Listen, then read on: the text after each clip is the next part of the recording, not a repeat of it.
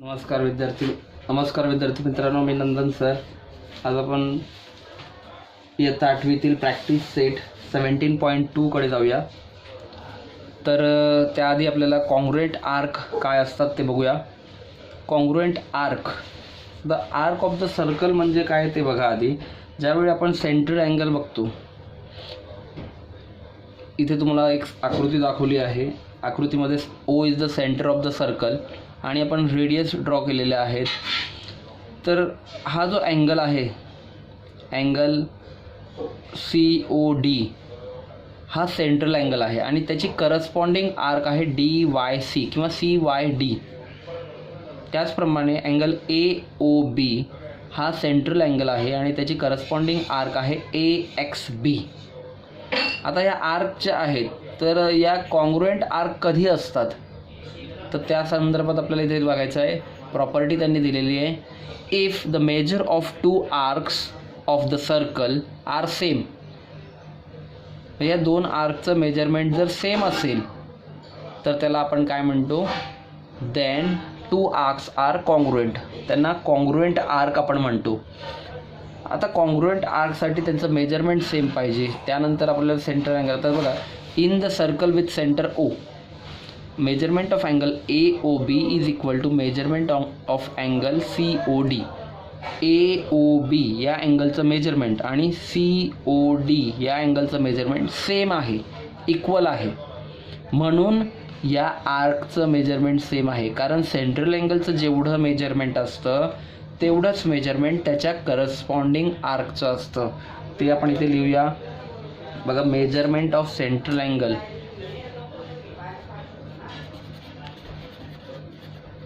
Major of central angle is equal to measure of its corresponding arc, its corresponding arc. म्हणजेच AOBचं जेवढं माप आहे तेवढंच त्याच्या आर्क AXBचं माप असणार आहे आणि जेवढं CODचं मेजरमेंट आहे तेवढंच आर्क CYDचं मेजरमेंट असणार आहे. तर हे आहे कॉन्ग्रुएंट आर्क. आता या कॉन्ग्रुएंट आर्कवर आपल्याला 17.1 मध्ये प्रश्न त्यांनी विचारलेले आहेत. आपण बघूया पहिला प्रश्न काय आहे. इथे पहिला प्रश्न तुमच्या समोर आहे. Practice set 17.2. Question number 1, the diameter PQ and RS. बघा, आता त्यांनी ऑलरेडी आपल्याला सांगितलेलं आहे PQ आणि RS हे डायमीटर आहेत. डायमीटर म्हणजे जे सेंटरमधून पास होणाऱ्या कॉर्ड असते तिला डायमीटर म्हणतात. विथ सेंटर C हा सर्कलचा सेंटर दिलेला आहे. Are perpendicular to each other, म्हणजे या जे दोन डायमीटर आहेत ते एकमेकांना परपेंडिक्युलर आहेत. परपेंडिक्युलर टू ईच अदर म्हणजे त्या दोघांमध्ये जो अँगल तयार झालेला आहे तो 90 डिग्रीचा आहे. Write the other arcs which are congruent to arc PS. आता PSला कॉन्ग्रुएंट असलेल्या आर्क कोणत्या ते आपल्याला विचारलेलं आहे. तर ते लिहिताना बघा, आपण सुरुवात करूया. लिहिताना सगळ्यात आधी आपल्याला in circle with centre C, segment PQ and segment RS are diameters. म्हणजेच डायमीटर असल्यामुळे, आणि त्यांनी अजून एक गोष्ट सांगितली आहे, segment PQ is perpendicular to segment RS. म्हणजे बघा, angle PCS is equal to, measurement of angle PCS is equal to 90 degree.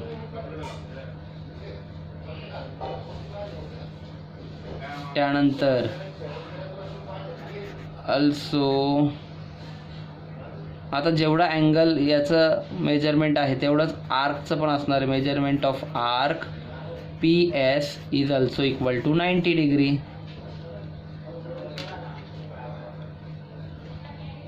जेवढं त्या अँगलचं मेजरमेंट आहे तेवढंच त्या आर्कचं मेजरमेंट असणार आहे. त्याची करस्पॉन्डिंग आर्क आहे ना, बघा हा अँगल जो आहे सेंट्रल अँगल आहे त्याची करस्पॉन्डिंग आर्क ही आहे PS,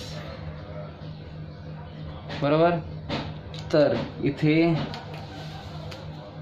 याचं रिझन आपण लिहू शकतो, measure of central angle is equal to measure of corresponding arc.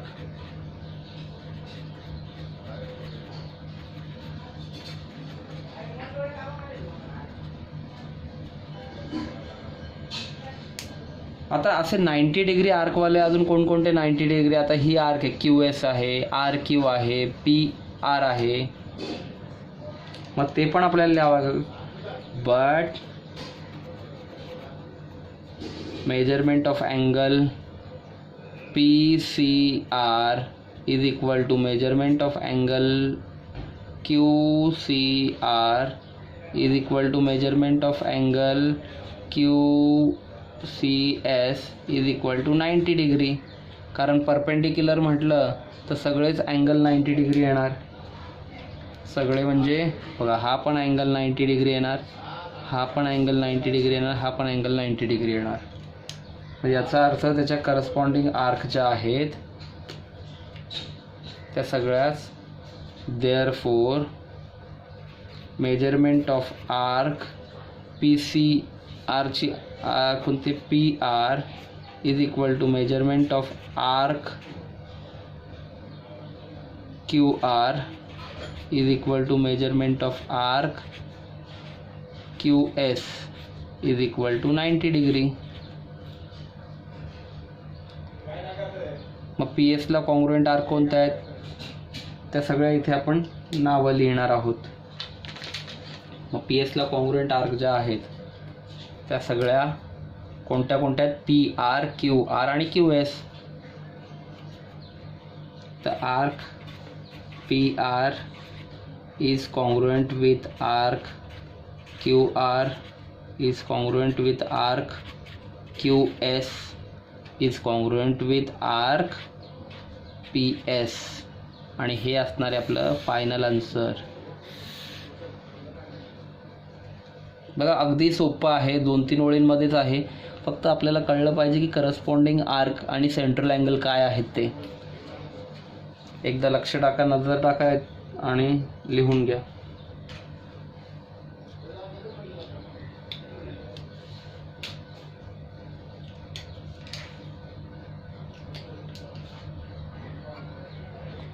आता आपण जाऊया प्रॅक्टिस सेट 17.2 मधला क्वेश्चन नंबर 2. क्वेश्चन नंबर 2 जर आपण वाचलात तर त्यामध्ये बघा काय काय दिलेलं आहे. प्रश्न आधी वाचून घेऊया. In the adjoining figure O is the center of the circle whose diameter is MN. O centre असलेल्या सर्कलचा डायमीटर त्यांनी MN दिलेला आहे. डायमीटर दिलेलं असल्यामुळे काय होतं, त्या सर्कलचे 2 इक्वल पार्ट्स झाले. याला सेमी सर्कल आपण म्हणतो, मराठीमध्ये अर्धवर्तुळ म्हणतो. पूर्ण सर्कलचं मेजरमेंट असतं 360 आणि त्याच्या हाफ झालं 180. हे आपण पहिल्या 17.1 चालू करण्याच्या आधी आपण सुरुवातीला पाहिलेलं आहे आधीच्या लेक्चरमध्ये. तर बघा measure of some central angles are given. काही सेंट्रल अँगलचे मेजरमेंट दिलेत. मग सेंट्रल अँगलचे मेजरमेंट दिले याचा अर्थ त्याच्या करस्पॉन्डिंग आर्कचे पण मेजरमेंट्स आपल्याला दिलेले आहेत. आत्ता आपण पाहिलं की सेंट्रल अँगल म्हणचं जेवढं मेजरमेंट असतं तेवढंच त्याच्या करस्पॉन्डिंग आर्कचं पण असतं. तर हेच फाइंड द फॉलोविंग. आता खालील त्यांनी काय काय फाइंड करायला सांगितलं आहे. फर्स्ट आहे measurement of angle AOB and angle COD. Angle AOB आणि अँगल COD ते आपण बघूया कसं फाइंड करायचं आहे. त्यानंतर आपल्याला arc AB congruent with arc CD हे पण प्रूव्ह करायचं आहे. त्यानंतर बघा कॉड AB आणि कॉड CD हे कॉन्ग्रुएंट आहेत हे पण आपल्याला प्रूव्ह करायला सांगितलेलं आहे. तर बघूया आपण. एका कागदावर मी प्रश्न लिहून घेतलेला आहे, डायग्राम पण काढलेला आहे आणि कोणकोणते मेजरमेंट आपल्याला दिलेले आहेत त्यानुसार ते लिहून घेतलेलं आहे. तर बघा लिहिताना पुन्हा त्याचप्रमाणे आपल्याला लिहावं लागणार आहे. In the circle with a centre O in the circle with center O centre असलेल्या सर्कलमध्ये segment MN is diameter. Therefore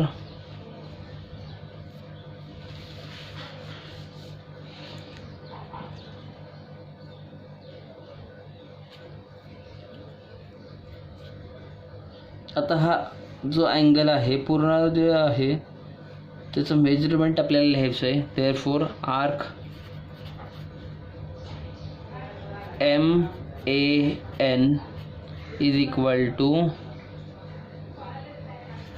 semicircle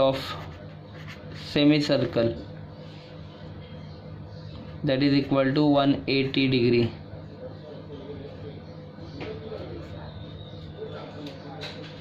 measurement of arc MAN ही जी आहे ही आर्क ही काय झाली, सेमी सर्कल झाली. त्याचप्रमाणे also arc MDN is also semi circle. ती पण किती झाली, 180 डिग्रीची झाली.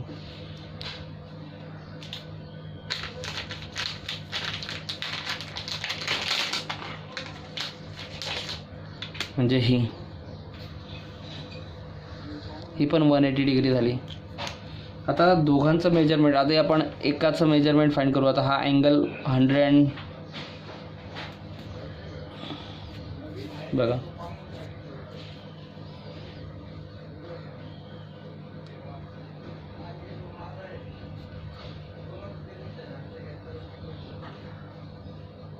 अँगल EOM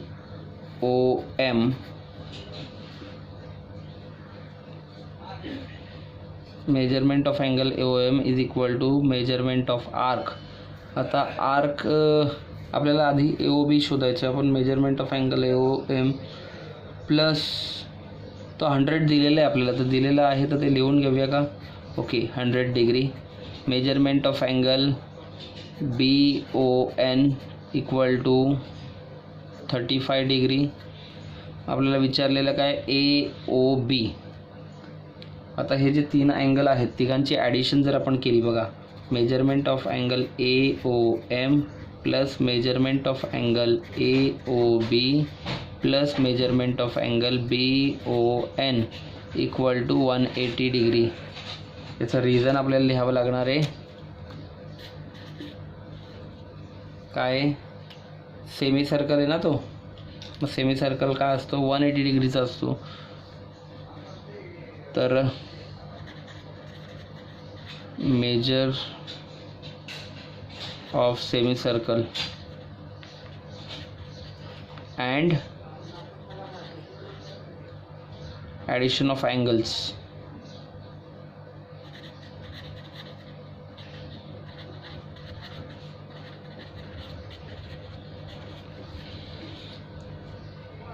आता बघा यांची जे मेजरमेंट्स आहेत ते जर आपण लिहिलेत, आता AOM आहे 100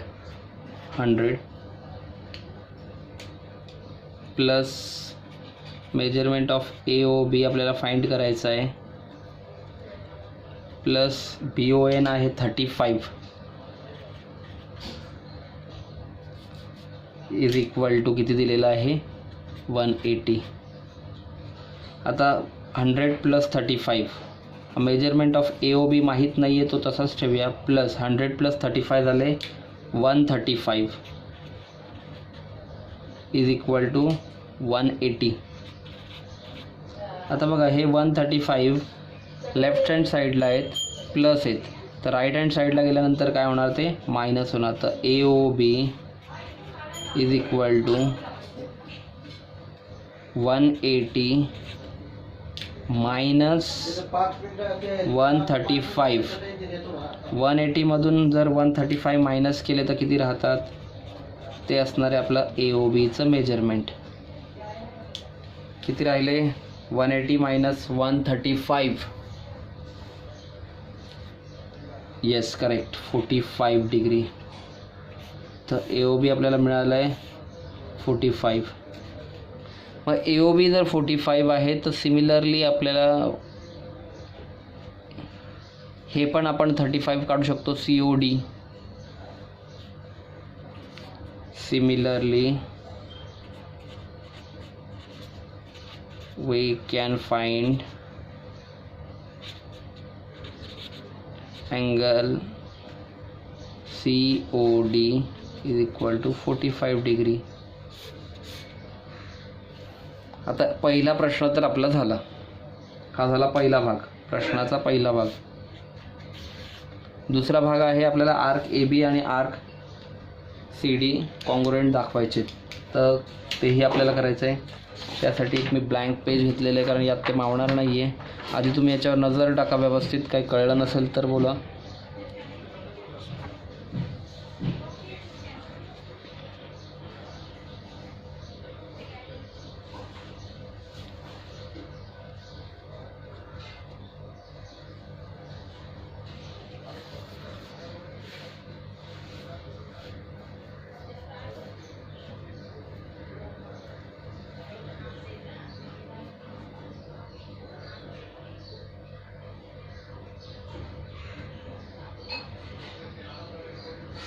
ओके, तर आता बघा, आता इथे आपल्याला लागणार आहे, हे पण इथे जवळच ठेवूया.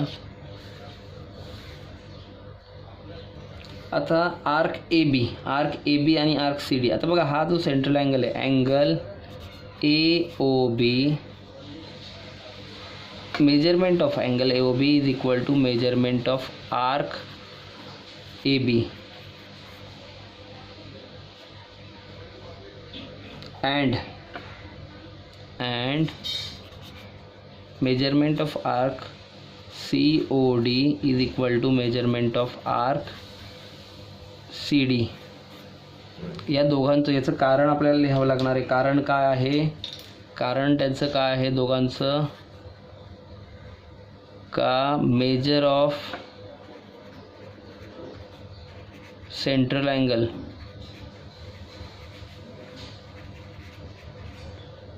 is equal to measure of its corresponding arc.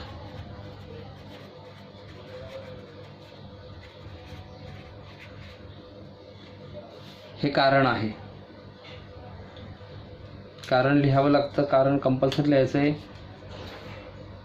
पण मग आता AOB आणि COD हे दोन्ही 45 म्हणजे या आर्क पण काय झालं, मग therefore measurement of arc AB is equal to 45 degree and measurement of arc CD is equal to 45. आता दोन्ही 45 म्हणजे काय, दोघांचं मेजरमेंट सेम आहे. दोघांचं मेजरमेंट सेम आहे म्हणजे काय, arc AB is congruent with arc CD. आणि हे दुसरं आपल्याला प्रूव्ह करायचं होतं. हा प्रश्नाचा दुसरा भाग.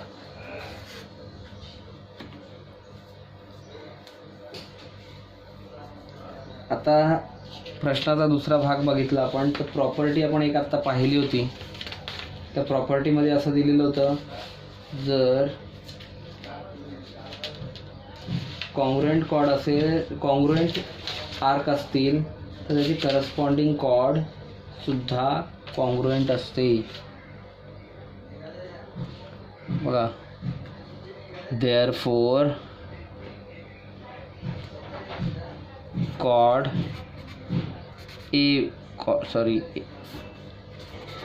chord AB is congruent with chord CD. याचं रिझन आपल्याला लिहायचं आहे. हा थर्ड पार्ट आहे क्वेश्चनचा. याला वेगळं काही एक्स्ट्रा काही आपल्याला लिहायला लागत नाही. याला फक्त कारण लिहावं लागेल आपल्याला. कारण काय लिहिणार आपण,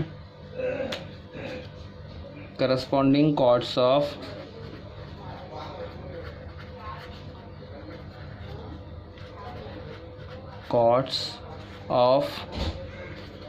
congruent arcs. आणि अशा प्रकारे हा दुसरा प्रश्न संपलेला आहे. म्हणजेच आपला 17.2 देखील संपलेला आहे. अशा प्रकारे आपला chapter number 17 circle chords and arcs हा इथे संपलेला आहे. एकदा नजर टाका व्यवस्थित.